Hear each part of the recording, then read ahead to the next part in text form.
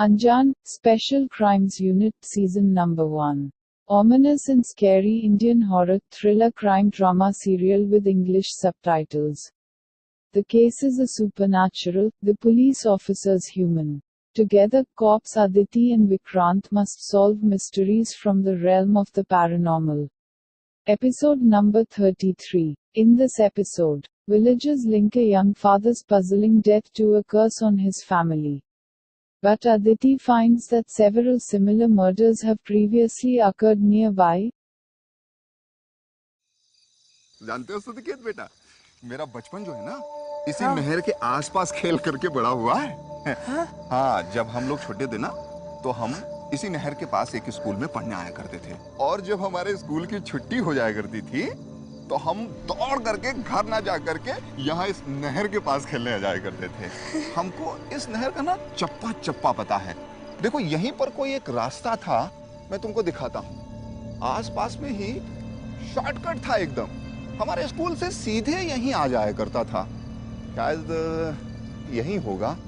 थोड़ा बहुत तो कुछ बदला है बेटा। एक सेकेंड। संकेत, देख बेटा, यही वो रास्ता था। देख रहा बेटा? संकेत,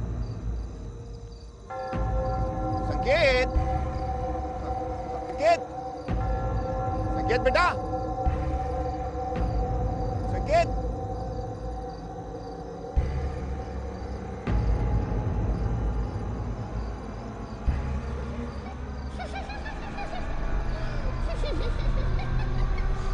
संकेत, अरे कहाँ गया संकेत बेटा? संकेत, अरे कहाँ गया संकेत?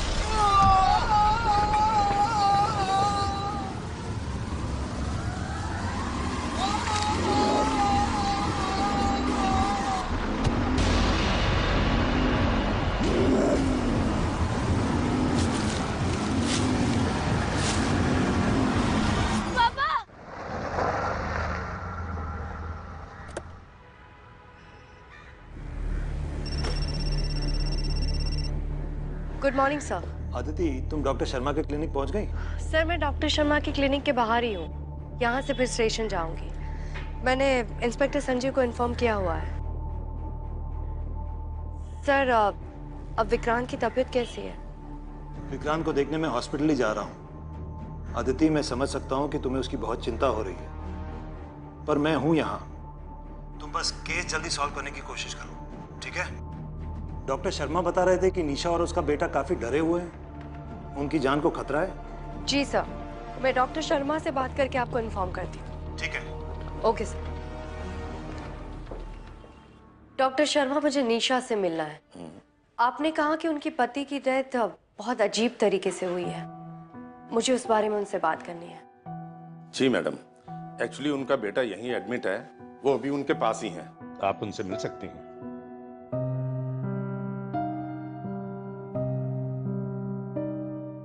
निशा, मैंने सुना है कि तुम लोग तेजपुर कुछ दिन पहले ही आए हो। जी मैडम,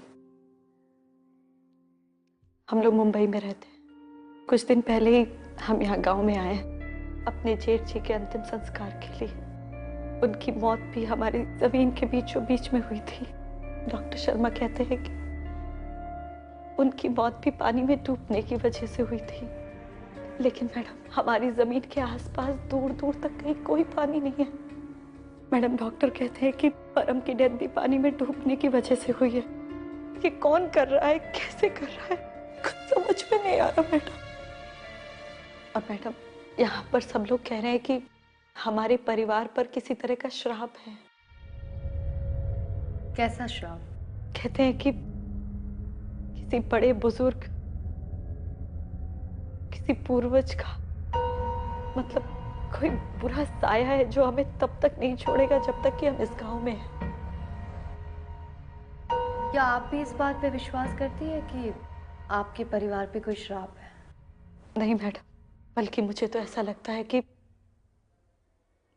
हमारे परिवार के साथ कोई अपनी दुश्मनी निकाल रहा है। मैं गई थी यहाँ के पुलिस स्टेशन में कंप्लेन लिखवाने के लिए, लेकिन उन लोगों ने मेरी कंप्लेन लिखने से मना कर दिया और यहाँ के सरपंच ने भी उनसे कहा कि इस मैटर से दूर रहे। अब हमें सिर्फ आपसे ही उम्मीद है। डोंट वरी निशा, मैं सच का पता लगा के रहूंगी। डॉक्टर शर्मा, संकेत को क्या हुआ है? उस पर भी कोई अटैक हुआ है? मैडम, वो अपने पापा की मौत देखकर इतना डर गया था कि उसे बुखार हो गया। वैसे जैसे ही उसकी हालत सुधरेगी मैं आपको इन्फॉर्म कर दूंगा। जी। वैसे डॉक्टर, परम और उसके भाई की पोस्टमार्टम इसी हॉस्पिटल में हुई थी ना? जी मैडम, रिपोर्ट मैंने ही लिखी थी। इसमें कोई डाउट नहीं है कि दोनों की मौत डूबने से हुई थी। दोनों भाई की डेथ एक जैसे होना कोई कोइंसिडेंस नहीं हो सकता है। अगर ये सुसाइड है तो बॉडी को पानी से निकालकर उस बंजर जमीन पर कौन लाया होगा? और अगर ये मर्डर है तो भी कोई दोबारा उस जगह पे बॉडी को क्यों लाता? डॉक्टर, वैसे पोस्टमार्टम रिपोर्ट से और कुछ पता चला? जी, दोनों की बॉडी पर काफी घाव थे। किस तरह के घाव? जमीन पर गिरने के हो सकते हैं। वैसे मैडम, परम के परिवार को मैं अच्छी तरह जानता हूं। उनकी हेल्प करना मेरा फर्ज है। अगर आपको मेरी हेल्प की जरूरत हो तो मैं हमेशा तैयार हूं। ठीक है, थैंक यू डॉक्टर।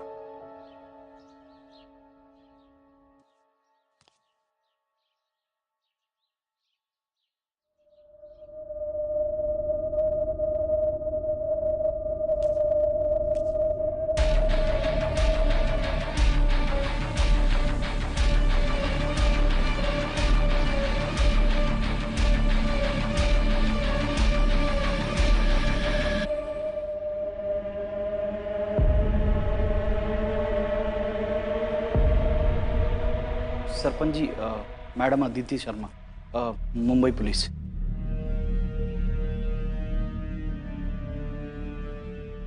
पता चला मुंबई से कोई महिला पुलिस अफसर आई है तो राम राम करने चला है। संकेत के साहब, उस दिन रात को खेत में परम की लाश से लिपट के ऐसे दाढ़े मार मार के रो रहा था बेचारा। भाई, बड़े दुख की बात है, जगजीत के दोनों बेटे मर गए, पर क्या करा जा सके, होनी तो होके रहवे। सरपंच जी, दुख की बात तो ये है कि आपके गांव में 2 लोगों की मौत हो जाती है, लेकिन उसके बारे में कोई कानूनी तहकीकात नहीं होती है।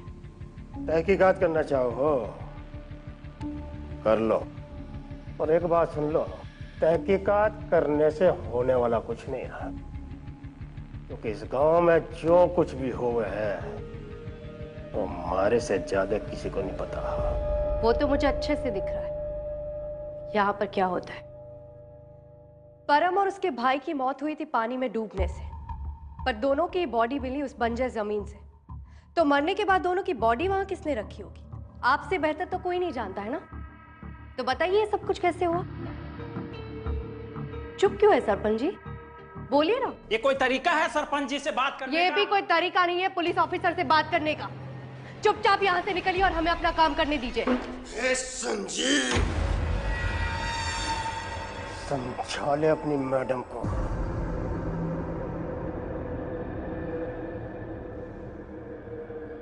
ये काम किसी इंसान का नहीं है,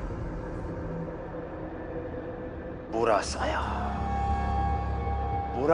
है इस परिवार पर, और वो साया किसी पुलिस ऑफिसर से नहीं डरता।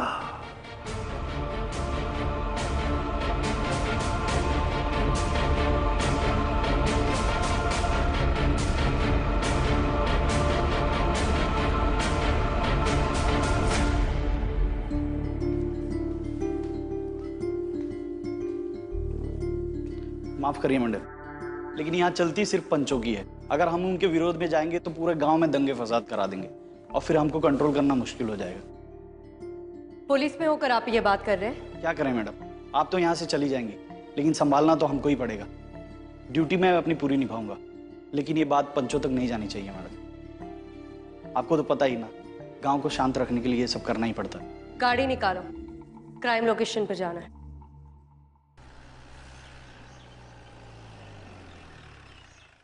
मैम यही है वो जगह जहाँ पे बॉडी मिली थी उन दोनों की। लेकिन यहाँ पे आसपास कुछ पानी की कैनाल, तालाब या टैंक कुछ भी नहीं नजर आ रहा। यहाँ से नजदीकी वाटर सोर्स कहाँ है? मैम गांव वालों का कहना है कि यहाँ पे कुछ साल पहले एक नहर बहती थी जिसकी अब दिशा बदल गई है। तो शायद दोनों की डेथ वहीं पे हुई थी, लेकिन फिर दोनों की बॉडी यहाँ पे कैसे पहुंची? किस तरफ है वो नहर? मैम इस तरफ।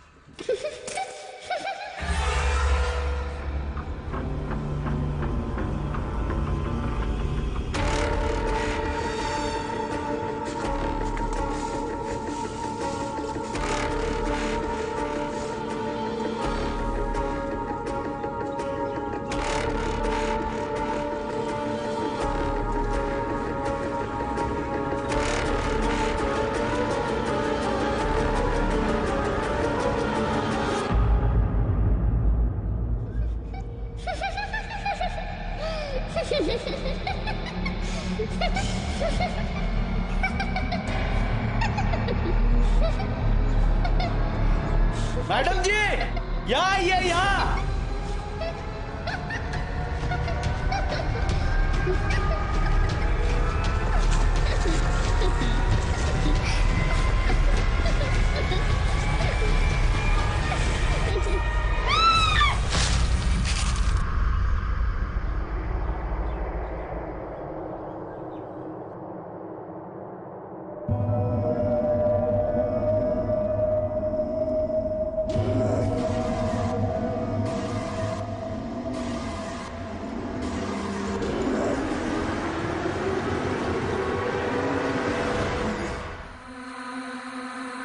मैडम जी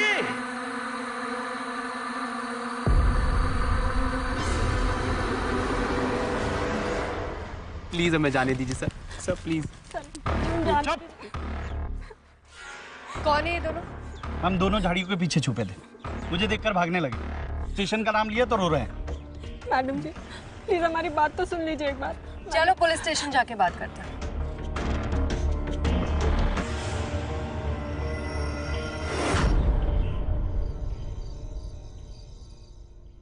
मैडम जी हमें जाने दीजिए। मैडम जी हमने कुछ नहीं किया। ये जानते हुए भी कि वहाँ खतरा है, तुम दोनों वहाँ क्या कर रहे थे? मैडम जी हम अक्सर वहाँ मिला करते हैं। वो क्या है कि वहाँ कोई आता जाता नहीं है ना, और गांव वाले भी वहाँ आने से डरते हैं। और मैं नहीं मानता मैडम जी कि वहाँ पे कोई खतरा है। लोग तो बस यूं ही कहानियां बनाते रहते हैं। उस जगह पर 2 लोगों की मौत हो गई है, ये बात तो कहानी नहीं हो सकती है ना। तुम दोनों के अलावा वहां जाने से सब लोग डरते हैं। कहीं इन सब के पीछे तुम दोनों का हाथ तो नहीं है? नहीं मैडम जी। लेकिन मैडम जी आज वहाँ कोई और भी था, है ना? जी मैडम जी। कौन था? हमने वहाँ किसी की आवाज सुनी, जैसे कोई लड़की हंस रही हो, और इसलिए हम वहाँ से निकल भी रहे थे, पर इतने में आप आ गई और हमको पकड़ के यहाँ लेकर आ गई। तुम दोनों जा सकते हो। मैम आप इनकी बातों में मत आइए, ये भोले बनने की कोशिश कर रहे हैं बस। नहीं मैडम जी प्लीज।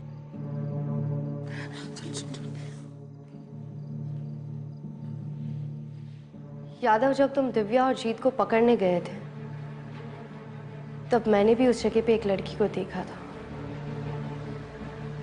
मुझे वहां दोबारा जाना है चेक करने। मैम जहाँ पे आप कह रही हैं वहाँ पे तो शाम होने के बाद आदमी लोग भी नहीं जाते।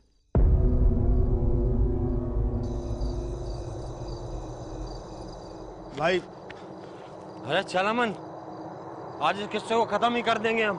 भाई अरे अब और चुप नहीं रहेंगे, और अब रुके ना तो सबके ऐसे हम भी बलि के बकरे बन जाएंगे। ये हीरो बनने का टाइम नहीं है, मेरी बात सुनो। चलो यहाँ से। अनिल भाई चलो ना। अरे अमन, चल तू, मैं कह रहा हूँ चल। अनिल भाई क्या देख रहा है? कौन है?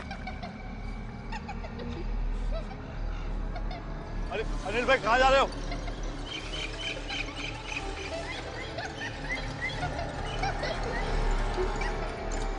अनिल भाई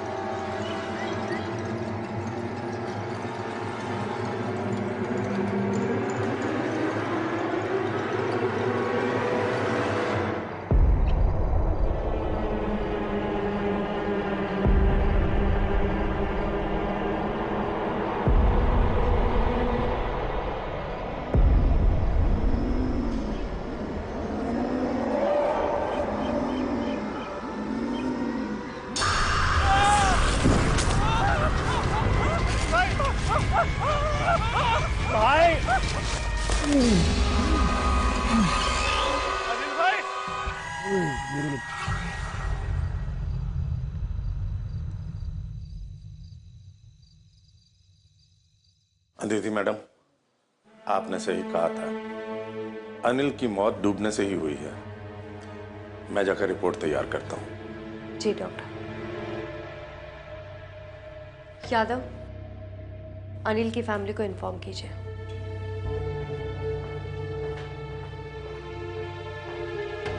अमन, सबसे पहले तो मुझे ये बता, तुम दोनों वहां क्या करने गए थे? अमन, बात कर रही हूं ना उससे। पुलिस के काम में दखल मत दीजिए।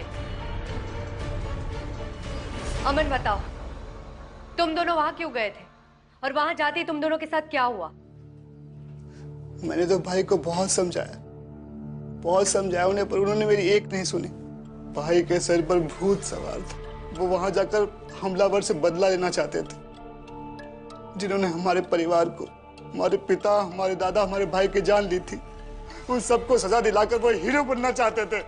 तुम्हारा परिवार मतलब? परम और हरीश के चचेरे भाई हैं ये। अमन, मैंने तुमसे पूछा है, तुमने कहा कि तुम्हारे बाऊजी और चाचा की जान ली गई थी। उनकी डेथ कब हुई थी? और जब मैं बता रहा था तब क्या हुआ था? मैं बता रहा था ना कि इनके परिवार पे इनके पूर्वजों का श्राप है। औरत होने के नाते इतने बड़े बड़े सवाल पूछना आपको शोभा नहीं देता, और ऐसी बेहूदी बातें करना आपको भी शोभा नहीं देता। चलो अमन, तुमसे कुछ और सवाल पूछे। 1 मिनट, इसकी बलि चढ़ाने के तो कहीं नहीं आने का। इसे थाने ले आना ना, इसके वारंट लेके आओ पहले। ऐसे थोड़े वारंट दूंगा इसे मेरे साथ जागा। चल पे खड़ा हो। कानून हम भी जाने, हमें भी पता है कानून क्या होगा। खड़ा चल, पकड़ पैसे उधर से।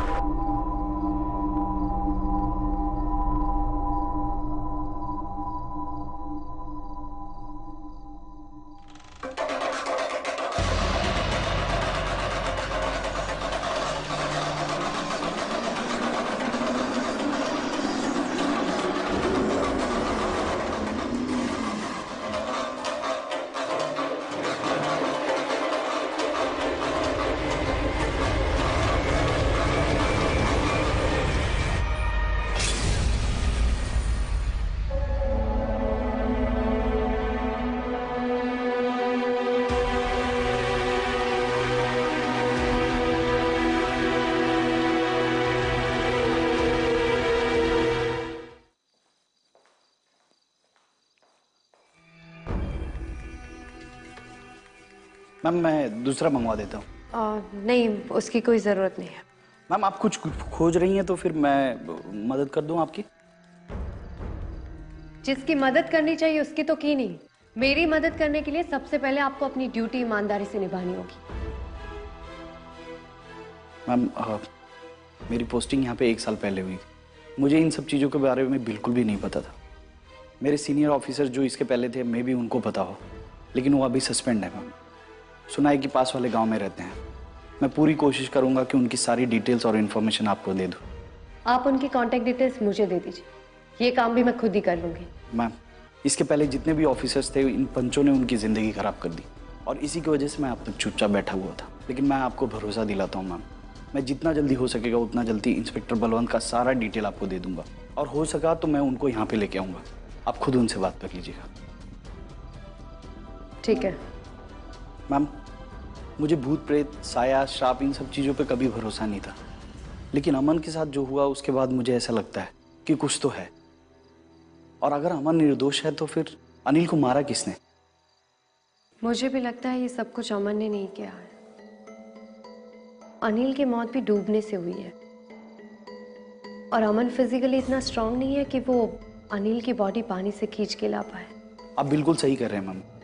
जिस समय ये घटना घटी उस समय जीत और दिव्या भी तो पुलिस स्टेशन में ही थे, मतलब वो इन्वॉल्व नहीं है। तो फिर ये किया किसने?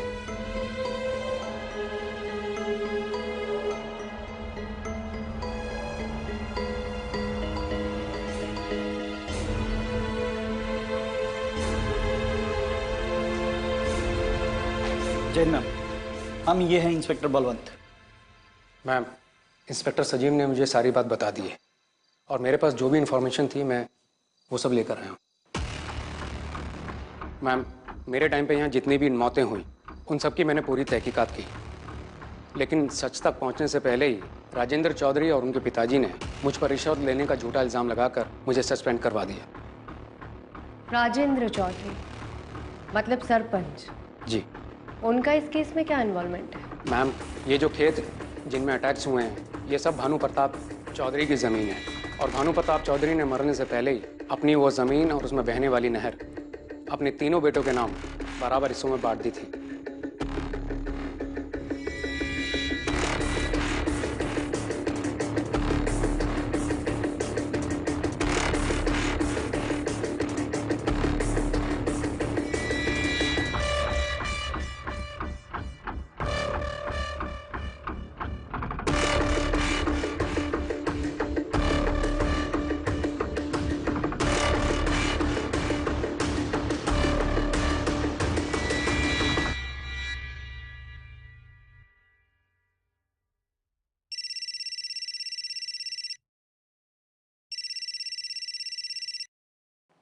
हेलो जी, डॉक्टर शर्मा।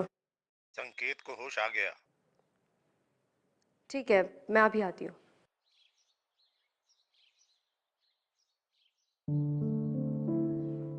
संकेत, देखो ऐसे डरने की जरूरत नहीं है। हाँ, आप इस दुनिया के सबसे स्ट्रांग और बहादुर बच्चे हो ना? संकेत, मुझे बस आपसे थोड़ी सी हेल्प चाहिए, आप करोगे?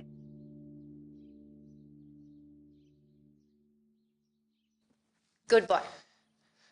दीदी दीदी, जब से होश में आया है दीदी दीदी बोले जा रहा है, मगर यहाँ पर मेरे अलावा कोई नहीं है इसके साथ। संकेत, ये दीदी कौन है?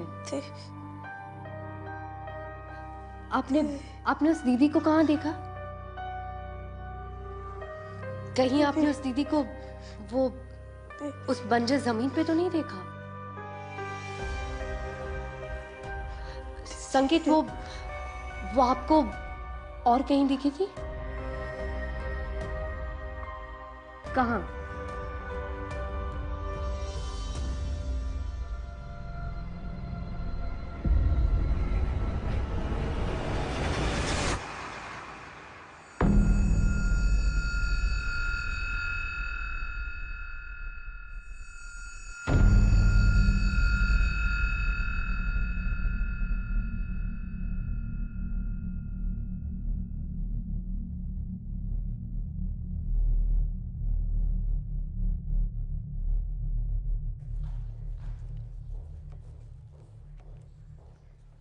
सरपंच जी, वो महिला अफसर आई है।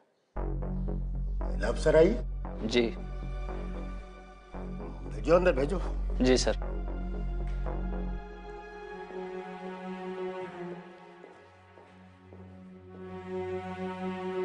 आप यहाँ कहीं अमन को ढूंढते हुए तो नहीं आ गई यहाँ पे? बैठो। अरे उजाला, भाई मेहमान आई है, इनके लिए पराठा भेजो।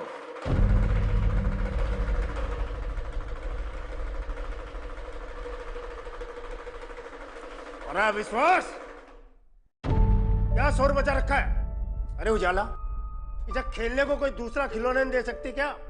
रोज टूटा हुआ डमरू लेके बैठ जावे, मेरी खोपड़ी हिला कर रख दिस ना। हाँ जी, आप आदेश करें। आपका आना कैसे हुआ यहाँ पर? सरपंच जी, आपने मुझे बताया नहीं कि परम और अनिल आपके चचेरे भाई हैं? अरे इसमें बताने वाली क्या बात है? इस गांव में हर दूसरा आदमी हमारा रिश्तेदार है, पर उस परिवार से हमारा कुछ ज्यादा लेना देना है नहीं। बहुत पहले ही सब परिवार अलग हो गए थे। नहीं, ये बात आपने मुझसे जानबूझ कर छुपाई। अरे इसमें जानबूझ के बताने ना बताने वाली कौन सी बात है? देखो जी, हमारे दोनों चाचा बहुत लालची थे। वो हमेशा हमारे बाबूजी की जायदाद हड़पने की फिराक में रहे थे। फिर आपके बाबूजी ने उनके एक भाई के खेत में बहने वाली नहर की दिशा बदली। जब उससे काम नहीं हुआ तो अपने भाई के खेत में काम करने वाले लोगों को मारा, फिर खुद के बाबूजी और भाइयों की हत्या करके उनकी जमीन अपने नाम कर ली। ए लड़के, जबान संभाल के बात कर। हमारे बाबूजी ने किसी की हत्या वत्या नहीं की। सालों पहले आपके बाबूजी ने जो किया था वही अब आप दोहरा रहे हैं। आपने परम की फैमिली के साथ जो किया वही अनिल की फैमिली के साथ कर रहे हैं। लेकिन ज्यादा दिन तक आप बच नहीं पाएंगे। इस बात की सजा तो मैं आपको दिलवा कर रहा हूँ। आज तक वो माई का लाल पैदा नहीं हुआ जो राजेंद्र चौधरी का बाल भी बांका कर सके। पर तेरी तो औकात क्या है, औरत जात? वो भी देख लेंगे। पहले ये बताइए, आपके खेत में जो लड़कियां दिखती है वो कौन है? अरे कौन लड़की? जो मुंह में आ रहा अनाप शनाप बके जा रही है तेरे पास कोई सबूत? बाहर निकले यहाँ से। दोबारा सबूत के साथ आओ। अरे जब चाहे आ जाइए।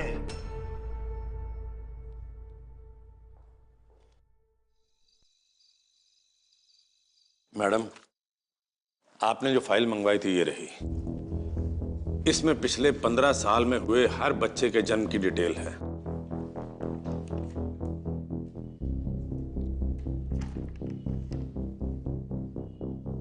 डॉक्टर शर्मा, पिछले 15 साल के रिकॉर्ड्स में लड़की का एक भी नाम नहीं है।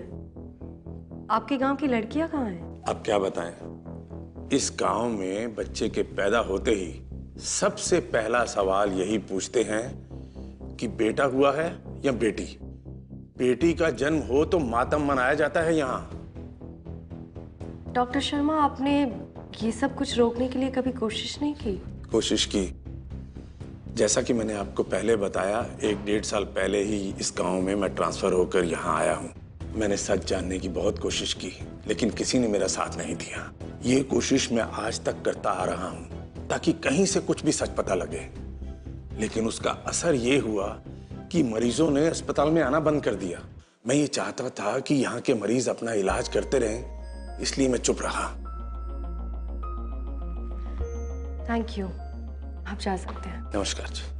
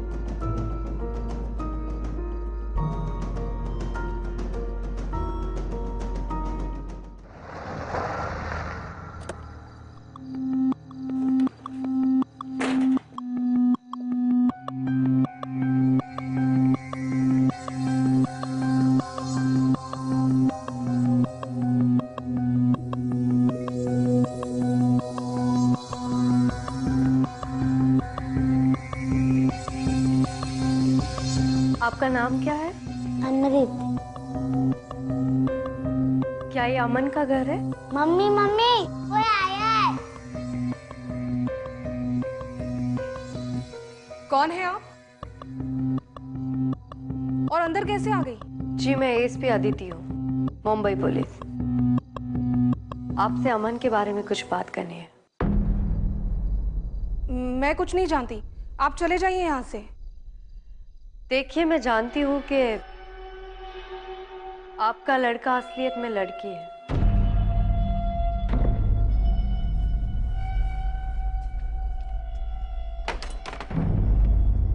मतलब सरपंच ने अमन को घर नहीं भेजा? नहीं, उन्हें कुछ दिनों के लिए गांव से बाहर भेजा है। आज सुबह ही फोन आया था उनका। मुझे डर है कि उनके भाई उन्हें कुछ करना दे। अगर अमृत का सच उन्हें पता चल गया तो वो छोड़ेंगे नहीं हमें। ये अपने पिता और अपने भाई से बहुत अलग है। अगर अमृत के होने पर इन्होंने ये सुझाव नहीं दिया होता तो क्या होता? इस सरकारी अफसर की जासूसी और ताक झांकने हमारा दिमाग खराब करके रखा हुआ है। वहां पुलिस थाने में बैठी बैठी फाइल पे फाइल निकलवा रही है, फाइल पे फाइल निकलवा रही है। और वो अस्पताल का डॉक्टर उस महिला अफसर की मदद करने पे पिला पड़ा है। सारे एक बात समझ लो, अगर यो कार्यक्रम यूं ही चलता रहा तो आज नहीं तो कल उसे पता चल जाएगा कि वहां खेत में क्या हो गया है। एक काम करो, तुम सारे के सारे रात को 3 बजे मुझे पुलिस थाने के पास मिलो।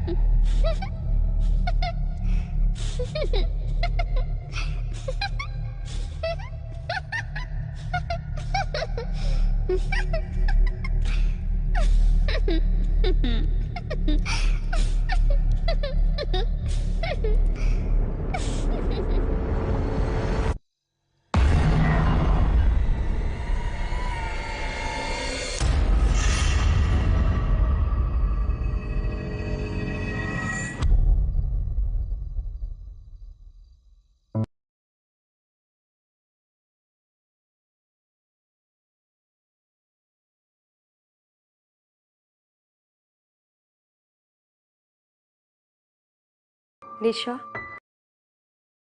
निशा, तुमसे कुछ बात करनी है।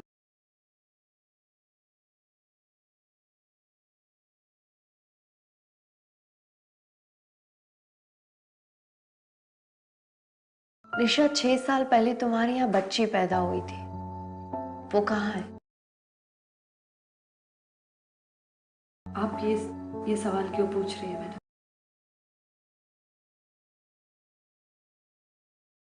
वो बच्ची किसी कॉम्प्लिकेशन की वजह से पैदा होते ही मर गई थी। मैंने उसका नाम परी रखा था, पर उसे देख नहीं पाई। निशा, तुम्हारी बच्ची मरी नहीं थी, उसे मार दिया गया था। इस गांव में बच्ची पैदा होते ही उसे पानी में डुबो के मार दिया जाता है।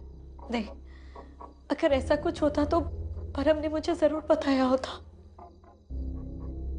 निशा, जब से सरपंच ने उस खेत से बहने वाली नहर की दिशा बदली है, सारी बच्चियां अपनी मौत का बदला लेने के लिए वापस आ गई है।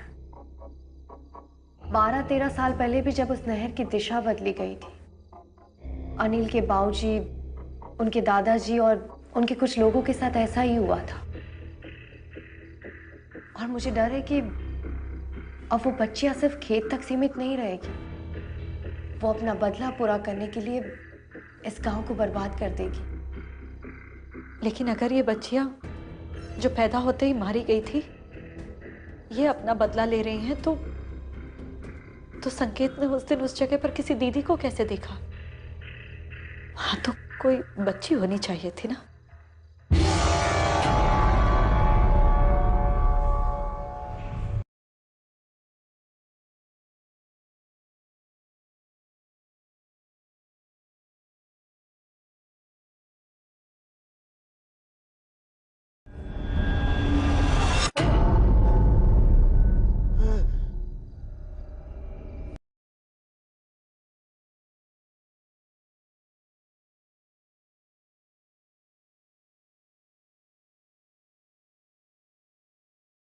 उजाला, उजाला, उजाला।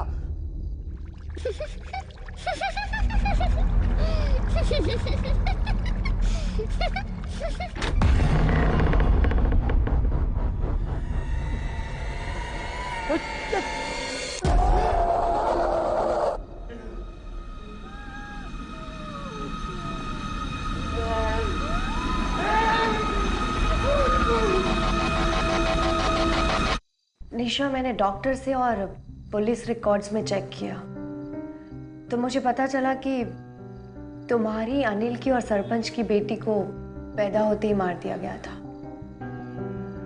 आज अगर वो बच्चियां जिंदा होती तो तुम्हारी और परम की बेटी 6 साल की होती, अनिल की बेटी 8 साल की, सरपंच की बड़ी बेटी 13 साल की और छोटी बेटी 7 साल की।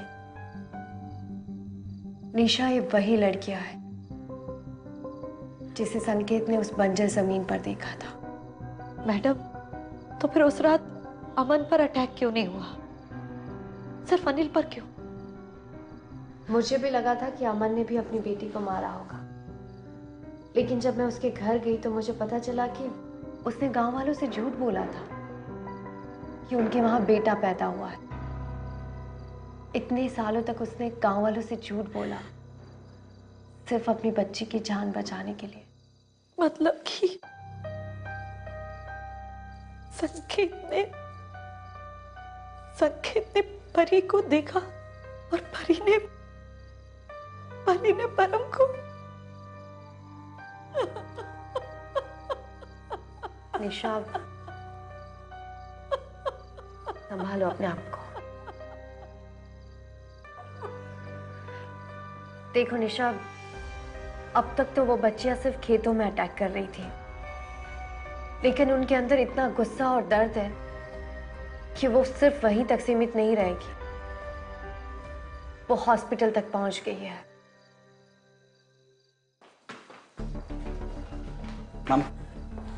मैडम जी, आप यहाँ से चले जाओ, आपकी जान को खतरा है। मेरे पति और पंच आज रात आप पर हमला करने वाले हैं। मैम चलिए, मैं आपको पुलिस स्टेशन छोड़ देता हूँ। मुझे पहले उजाला जी से कुछ सवाल पूछने हैं। क्या आपकी 2 लड़कियां पैदा हुई थी? एक 13 साल पहले और एक 7 साल पहले। देखिए, अगर आपने अभी जवाब नहीं दिया तो आपकी गांव की लड़कियां इसी तरह से बढ़ती रहेगी। हाँ, मैंने 2 लड़कियों को जन्म दिया था, पर पैदा होते ही मुझे उनसे छीन लिया गया। आपने अपने पति को क्यों नहीं रोका? काश मैं तब चुप नहीं रही होती, पर इस गांव में औरतों को बोलने का अधिकार कहाँ है? मैं आपसे हाथ जोड़कर विनती करती हूँ मैडम जी, आप यहाँ से चले जाओ। ऐसे डर के नहीं भागने वाली हूँ मैं, पुलिस हूँ। यहाँ पर जो करने आई थी वो करके रहूंगी। इस गांव में हो रही भ्रूण हत्या को मैं रोक के ही जाऊंगी। यादव, चलो, सरपंच के घर जाना है। जी मैम।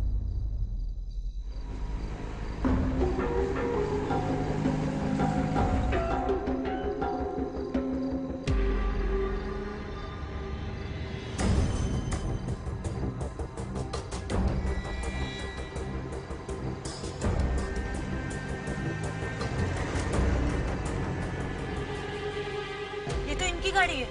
गाड़ी घुमाओ जल्दी से।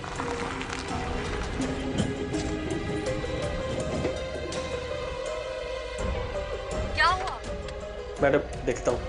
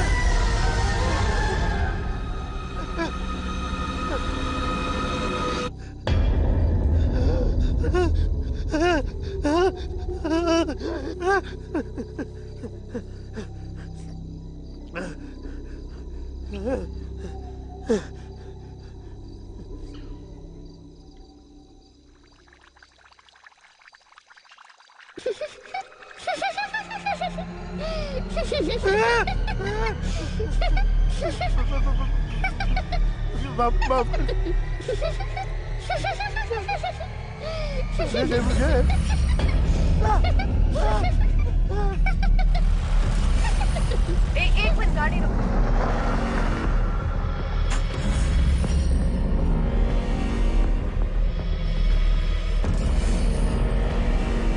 ये तो इनकी गाड़ी है, पर ये कहाँ है?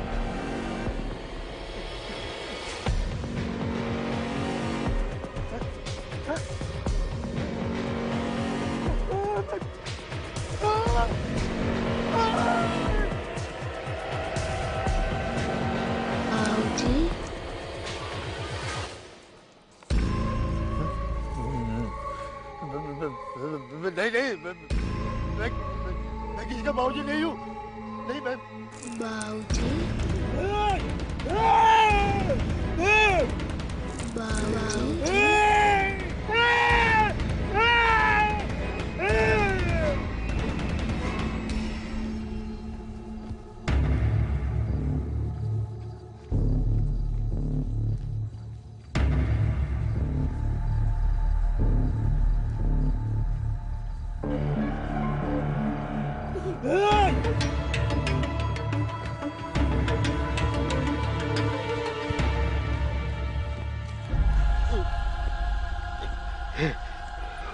उजाला, मेरे पापों की सजा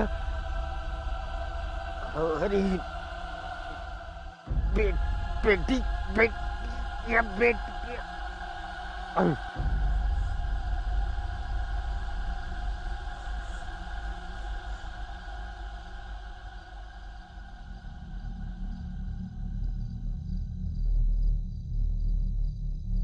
इन्हें हमारी बच्चियों ने। हाँ उजाला जी,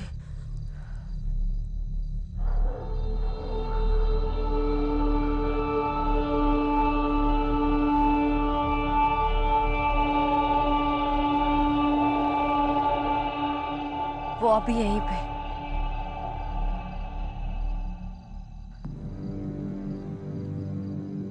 बच्चियों, मेरी बच्चियों, मुझे माफ कर दो। मैं अपने माँ होने का फर्ज नहीं निभा पाई। तुम्हारे बाबूजी से तुम्हें नहीं बचा पाई। तुम्हारे बाबूजी को उनके किए की सजा मिल गई। अब तुम दोनों जाओ ताकि तुम वापस आ सको यहाँ पर।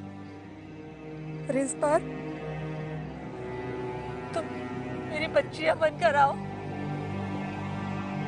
और मेरे साथ रहो।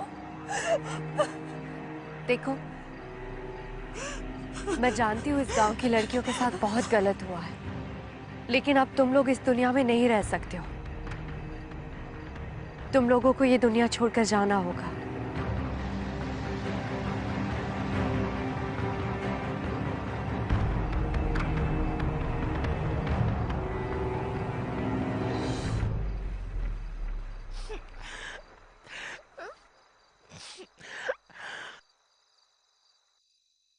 आज से इस गांव की सरपंच होने के अधिकार से मैं ये घोषणा करती हूँ कि इस गांव में किसी भी बच्ची को लड़की होने की सजा नहीं दी जाएगी। ना ही कोई अपने घर में लड़की होने पर अफसोस करेगा, बल्कि पूरे गांव में खुशियां मनाई जाएंगी। और हाँ, इस गांव में कोई भी भ्रूण हत्या के बारे में सोचेगा भी नहीं।